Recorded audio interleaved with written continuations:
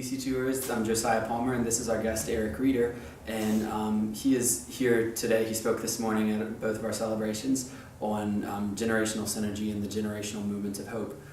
He's been featured in Charisma Magazine and is the author of a book, Generational Synergy. So wouldn't you tell us a little bit about yourself, Eric? Awesome. Well, it's awesome to be here. We really enjoyed it. It's just been a great opportunity to connect and see what God's doing here with VC2 and all that's happening. So appreciate the opportunity for a little extra time as well online. So we're leading a network called Rise Network, as well as continuing to travel across the nation, really with the burden to see the generations move as one, generations moving towards each other and with each other, opposed to separating and going opposite directions. So it's awesome to see what's been developing here, how Pastor Chad and Pastor Melinda has led that and worked that into dynamics of what's happening. So we had a great time today, and really pleased with what we felt like we saw the Lord doing.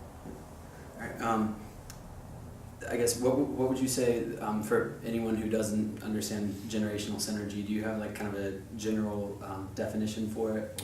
Yeah, well, obviously the concept and understanding of synergy is when the sum of the whole, or the product of the whole, outdoes the sum of the individual parts. So in other words, a team of horses can pull more weight than if you add up what each individual horse can carry by themselves.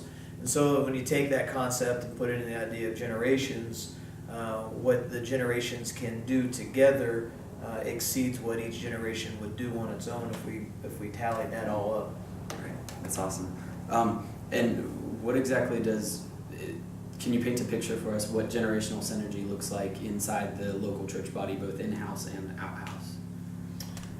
Good question. Some of the things that we look at for the concept of synergy that we see coming out of Scripture is where we see the example of Mordecai and Esther from the book of Esther, where Mordecai gives us a representation of an elder generation and Esther of a younger generation, and that it required both of them to be able to overthrow the death decree of Haman. In that moment, we saw Mordecai in prayer and sackcloth, etc., at the gate of the palace, obviously praying, God, help us, help this situation. And he saw that the answer was going to come, or it was involving a younger generation, was part of that solution. And it's very interesting to note as well out of that Mordecai had sent multiple appeals to Esther, come and get involved, we need you, etc., to where her initial responses were basically no thank you. And we could see a pretty good example of an apathetic, disconnected generation in Esther that was pretty comfortable in where they were in the palace, etc., and was unwilling to be involved or to kind of mess that scenario up. But there was a real important element that happened, and Mordecai literally went beyond just making an appeal for a younger generation to come into things, to where he actually stepped more into a fatherly role and a fathering heart to then validate Esther, the famous scripture out of the book of Esther, that you are here for such a time as this.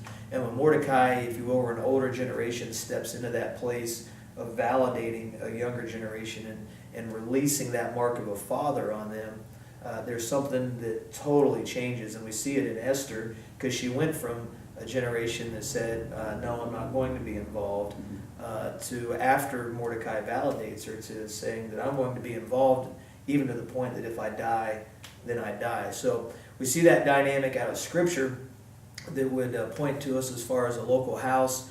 Really what we even tried to project this into is how does generational synergy function and work out at home in our families. Imagine our homes and our families operating with 3 generations functioning together, grandparents, parents, children, if you will, following and working together in the destiny that the Lord has for that family. And sometimes I don't even know if a lot of families even carry the concept that God has a destiny for our family. So there's one aspect just in that reality that we need to step towards and identify, and then bring the generations into that on a family role. Same kind of concept in a church congregation and ministry role as well, also within business within government, etc. How do we get all generations at the table together relationally, and then connected out of that, allow what each generation can contribute and bring to the table to be seen, validated, implemented. How do we gain and serve with one another? So those are some things we'd see in a family, in a congregation, and then outside of that, again, in the marketplace, business, Right. government, etc. So it applies at all levels. That's awesome. Yeah. So can you tell us more about the RISE network? How is it affecting churches? How, if someone wants to get involved with it, how can they help? How can they get involved? Right. Well, we're really excited about that. It's a new step for us. We've been carrying a burden and a passion for quite a few years, actually an assignment from the Lord based out of Ezekiel 37, the whole Valley of Dry Bones deal. The Lord spoke very clearly to my heart in 2003 and sent us on the assignment to assemble an army. And at that point, obviously Ezekiel 37 can preach real easy on generational synergy of all the Right. parts and components coming together. We weren't even looking at generational synergy then. We just knew that was a part of it. So out of that, we've continued to follow the burden in our heart to see God put a company together, if you will, an army of those younger and older that would mobilize together, that would strengthen one another, that would be a place of belonging for one another, begin to connect movements of the kingdom around the nation, around regions, etc. So this past year we've taken a step we're calling Rise Movement, and within that the assignment is to awaken, connect, and send. And so we're putting together three components of that: Rise Network, Rise Institute, and Rise Action. That's going to allow us to follow that assignment to awaken, connect, and send. And so we've started with the Rise Network component as we saw many congregational leaders, family leaders, and business leaders looking towards us for some input and training and help with what they're doing. And so out of that, we've just connected a network of those moving together. And so generationsrise.com is our website that has all that information on it as well with what we're doing. And this next year in 2015, we're looking to take the next step in the assignment to begin to release Rise Institute, which will be an online training opportunity for students to enroll in and the generations to enroll in and begin to gain from ongoing training of the kingdom, of covenant, of our role in the earth, etc. So we're excited about that. And then Rise Action is kind of, as we looked at Mordecai and Esther, we also looked at King Saul and David and how it required generational synergy to overthrow Goliath.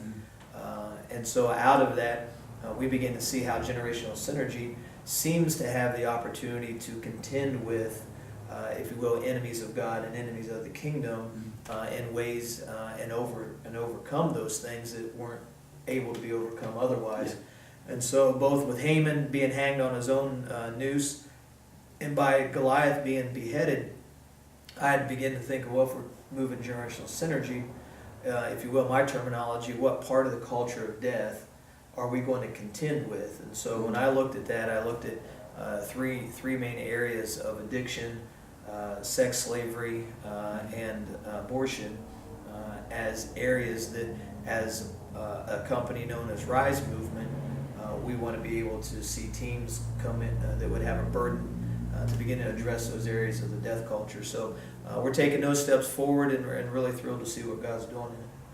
That is very cool. So you mentioned generationsrise.com, so that's where you can get in contact with Eric, and Yep. you also, your Twitter handle is Awake Reform. Yeah, So- at Awake Reform. Of course, we're on Facebook, all those kind of things. The website has a link to our book as well, Okay. Generational Synergy. You can click on there and order it straight from our publishing company. I'll send it right to your house, etc. Be an easy deal.